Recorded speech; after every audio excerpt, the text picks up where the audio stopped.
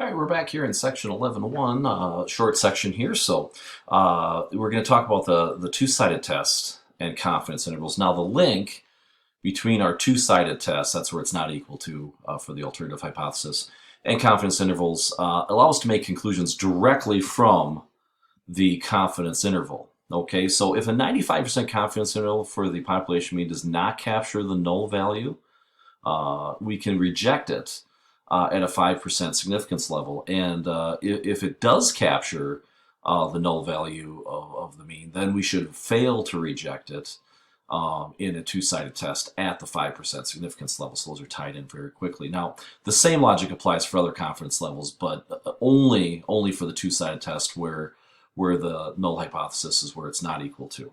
Okay. All right, so let's take a look at this problem here. At the Hawaii Pineapple Company, the mean weight of pineapples from one large field was 31 ounces last year. A different irrigation system was installed in this field after the growing season, and managers wondered if this change would affect the mean weight of future pineapples grown on the field. Now, to find out, they selected and weigh a random sample of 50 pineapples from this year's crop. Now, state an appropriate pair of hypotheses.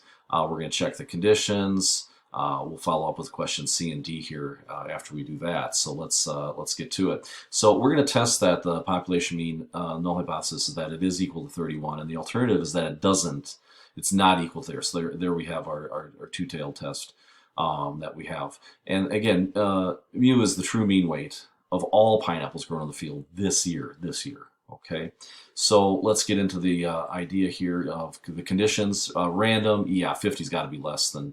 Well, it's random, and 50 is less than 10%. Now, because we did have a sample over 30, we don't have to talk about the skewness or outliers. If it was below 30, then we would. So with it being 50, we're good. We got a good sample size. Okay?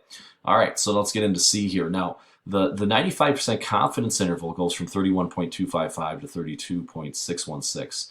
So because 31 is not in there as a plausible value, again, they use that word plausible, it's kind of a key word, we're going to reject the null hypothesis. So we do have convincing evidence that the true mean of all pineapples is not 31 ounces. That's what we have there.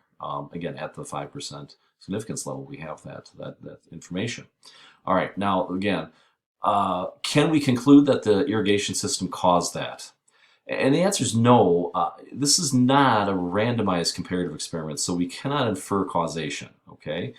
It is possible that other things in the irrigation system changed. We might have had better growing conditions weather-wise, and that's it. Who knows? You know, there's so many other conditions, so we can't really say for sure that the irrigation caused it.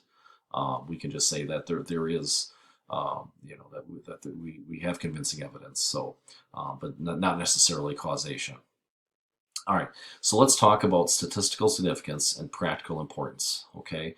Using our tests wisely is that statistical significance is not the same thing as practical importance. So to help evaluate practical importance, give a confidence interval for the parameter in which you're interested. Confidence intervals, we don't use them as often as we should, and we probably overuse significance tests. The confidence intervals kind of are a little better way of going about that. Now again, beware of multiple analysis. Searching data for patterns is certainly legitimate. Performing every conceivable significance test on a data set with many variables until you obtain a statistically significant result is not. And that practice is known by data dredging, and p-hacking is what it's called, where you do enough of them where finally you get the result you want, and then, yeah, so don't do that. Don't do that. Okay, that's kind of a no-no. All right, so that ends this section. Again, make sure that we have these learning targets taken care of. Those exercises that we're seeing on 7.14 and 7.15 are invaluable as you go through those. Very good problems to help prepare us as we move forward. So that's it for this time. Until next time, I'm Mr. Boone.